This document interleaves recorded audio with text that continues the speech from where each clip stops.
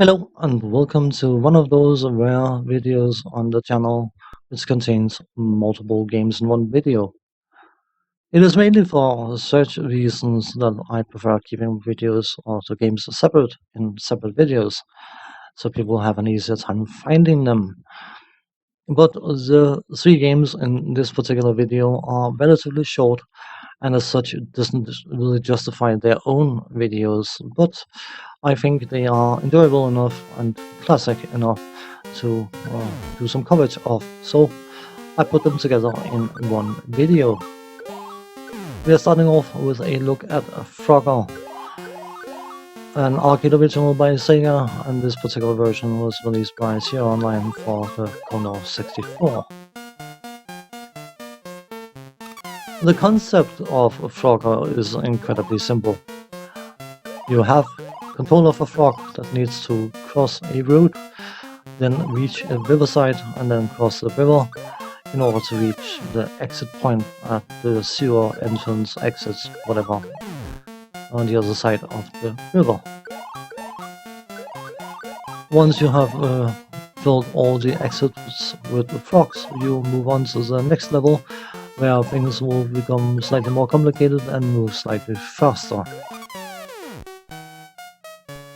While an incredibly simple concept, it is also an incredibly effective concept if you're trying to slow down a player. And various variations of the concept of Frogger has been used in more modern games in order to force the player to stop. Because it works. You have obstacles moving in opposite directions of each other, leaving gaps, and the player has to use those gaps, likely at risk to the player, in order to progress. And as such, even though the concept is simple, it is entirely functional and quite enjoyable in its own little way. From a graphical point of view, I think we can agree that this doesn't look particularly epic, advanced, or anything else, but thankfully Frogger is of such a nature that graphical reliance is not something it is depending on in order to be playable and enjoyable, and as such I think the graphics works perfectly fine. You can identify what is dangerous and what is not dangerous, and everything moves relatively smoothly considering the amount of stuff on the screen. When it comes to the sound side of things, both the music and sound effects are relatively basic, but fitting for the game and quite enjoyable, and its age considered, I think it works perfectly fine. The controls, as you have likely seen on screen, this game is keyboard controlled and you can define your own keys for whatever movements you're doing, which is always a nice touch. Possibly out of necessity it was done in such a way, but it is nice to be able to redefine your own keys. I just went for WASD because I'm used to that in more modern games, of course, but yeah. The controls are responsive, as you would hope they are, with a keyboard control in a simple game, but beyond that there's not much to say about them. The game allows you to play two different settings, either slow speed or fast speed, which is faster than slow, something you likely wouldn't have gathered by yourself. And depending on your tempo and mood even, one or the other could be the more enjoyable of the different settings. Frogger is a classic, and it is a classic because it is a game you can immediately pick up and play. You don't have to think too much, but you still have to think, of course, because you want to avoid obstacles and finding gaps between dangers. But it is also, because of its simplicity, likely not a game that you will spend hours and hours playing, but it is worth just sitting, 10 minutes and have a bit of fun with. Quickly moving on to the next game in this video, Olympic Skier by Mr. Chip Software.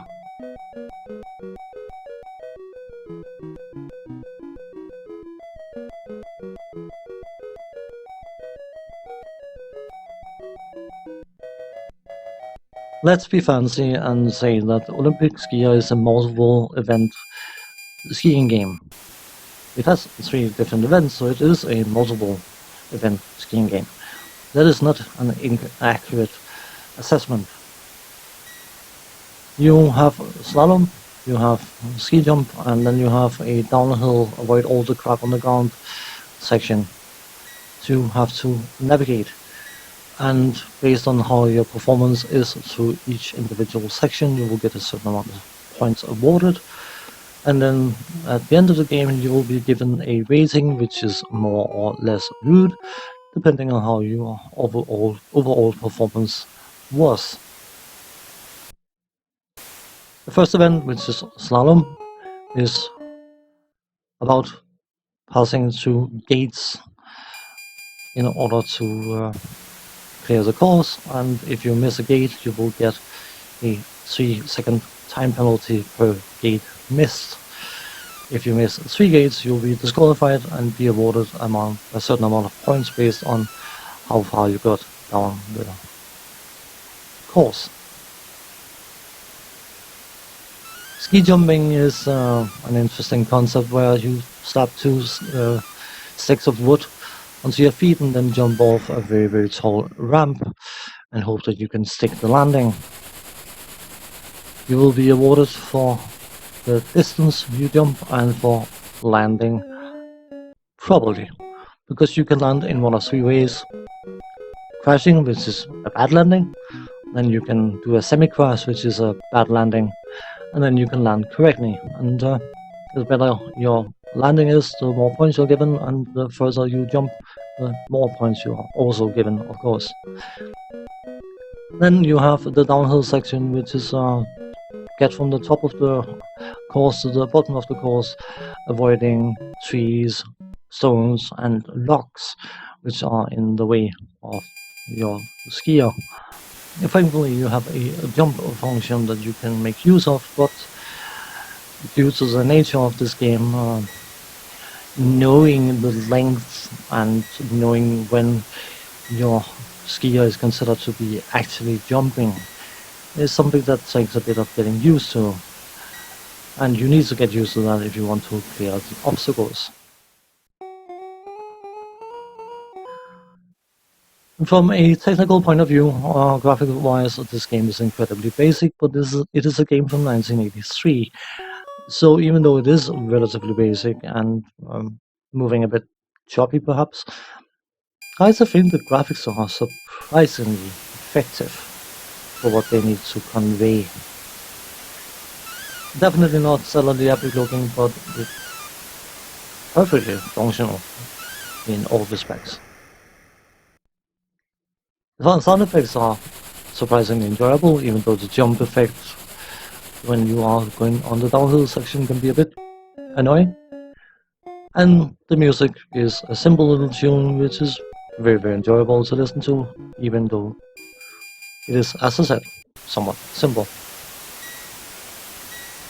The controls are responsive. You can increase your speed when you are in the downhill section and the slalom section by holding down on the joystick to define your speed, and then navigate the course, or trying to navigate the course. The gameplay is quite enjoyable actually for what it is, even though doing a full game will likely take you somewhere between 1 minute and 30 and 2 minutes. So it is a bite-sized enjoyment, but it is an enjoyment nonetheless. This is one of these games that I have been returning to over the years multiple times, just playing for half an hour, having a bit of fun, still trying to complete the downhill section, which I never actually think I have ever done. Yeah. But enough about Olympic skier, let us move on to the next game in this video.